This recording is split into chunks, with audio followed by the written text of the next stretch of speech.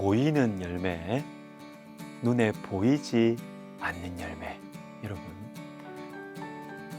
보이는 열매 있는 곳에는 보이지 않는 희생과 수고가 있습니다. 지금의 풍성함, 이전에는 희생과 수고, 기도, 이 보이지 않는 땀의 결과가 지금의 풍성함인 것입니다.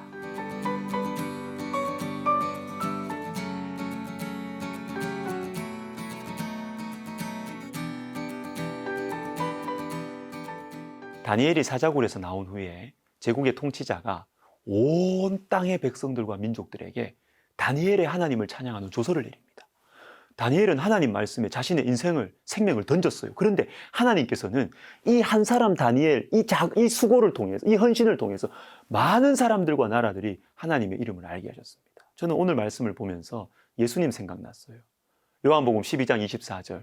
내가 진실로 진실로 너희에게 이르노니 한 알의 밀이 땅에 떨어져 죽지 아니하면 한 알 그대로 있고 죽으면 많은 열매를 맺느니라. 이 말씀은 예수님의 인생을 보여주죠.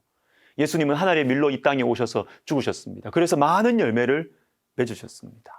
그리고 이 말씀은요, 다니엘처럼 예수님을 따라가는 하나님의 백성들을 통해서 이 말씀은 그대로 이루어지게 되어 있습니다. 룻이라는 여인 아시죠? 모압 여인이에요. 이방 여인이에요. 그런데 자신의 시어머니 나오미가 유다 사람, 하나님 백성이었어요. 시아버지 죽어요. 남편 다 죽어요. 이제 늙은 시어머니만 남았습니다. 텅텅 비어버린 이 시어머니 나오미가 고향 땅 유다로 돌아갑니다. 절망에 젖어서 며느리 룻에게 너는 너 고향 가라. 모압으로 돌아가라고 합니다. 나를 따라와서는 젊은 여자인 너에게 아무런 유익이 희망이 없다는 것이죠. 이때 룻이 말합니다. 룻기 1장 16절. 룻이 이르되 내게 어머니를 떠나며 어머니를 따르지 말고 돌아가라 강권하지 마옵소서. 어머니의 하나님이 나의 하나님이 되시리니. 여러분, 이 말씀은 룻이 시어머니에게 효도했다. 여러분, 이 정도가 아니에요. 자신의 생명을 나오미의 하나님, 시어머니의 하나님, 이 하나님의 말씀에 내 인생을 던진다는 거예요. 어머니의 하나님이 나의 하나님이 되리니. 룻은 시어머니를 통해서 가까이에서 하나님 백성의 아름다움을 봤어요. 자신의 나라 이 모압은요, 그모스라는 우상을 섬기고 자녀를 그 신에게 바치는 공포와 잔인함으로 가득 차 있었던 나라였습니다. 그런데 이스라엘의 하나님은 사랑과 인자로 충만하셨어요.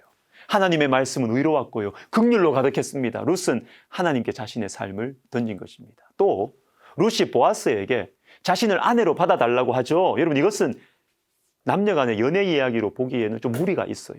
룻기 3장 10절에 그가 이르되 내 딸아 여호와께서 내게 복 주시기를 원하노라. 네가 가난하건 부하건 젊은 자를 따르지 아니하였으니 네가 베푼 인애가 처음보다 나중이 더하도다. 보아스는 늙은 남자였어요. 룻은 젊은 여자였어요. 룻이 보아스에게 다가간 것은 인간적인 감정, 매력, 이것 때문이 아니었어요. 하나님의 말씀에 자신의 인생을 던진 것입니다. 그래서 어떤 일이 일어났습니까? 보아스와 룻이 결혼을 합니다. 거기에서 멈추지 않죠. 룻기의 마지막을 보십시오. 오벳은 이새를 낳고 이새는 다윗을 낳았더라. 여러분, 룻기는 다윗 왕을 통한 하나님 나라 전부의 회복과 밀접하게 연결되어 있습니다. 이방 여인 룻의 이 보이지 않는, 이 작아 보이는 희생과 헌신으로 하나님 나라 전체가 새롭게 회복된 것입니다. 그리고 마태복음 1장 5절에 룻이 또 등장합니다. 보아스는 룻에게서 오벳을 낳고 오벳은 이새를 낳고. 이 말씀은 여러분 예수님의 족보 가운데 있는 말씀이에요. 룻을 통해서 다윗 왕만이 아니라 만왕의 왕이신 예수님께서 태어나신 것입니다. 아무런 희망도 보이지 않았던 젊은 여인이 하나님의 말씀에 인생을 던졌습니다. 그랬더니 사사시대를 거치면서 거의 무너졌던 하나님 나라가 새로운 출발을 시작하는 것입니다. 여러분, 한 알의 밀이 땅에 떨어져 죽으면 반드시 열매를 맺습니다. 당장 내 눈에 보이지 않아도 반드시 많은 열매를 맺습니다. 여러분, 컴패션이라는 구호단체 아시죠? 오래전에 이 국제 컴패션의 총재였던 웨스 스태포드라는 분이 쓰신 너무 작기에 더욱 소중한이라는 책에 아름다운 이야기가 하나 있습니다. 데니 쿡이라는 이분의 친구의 집안에 대한 이야기인데요.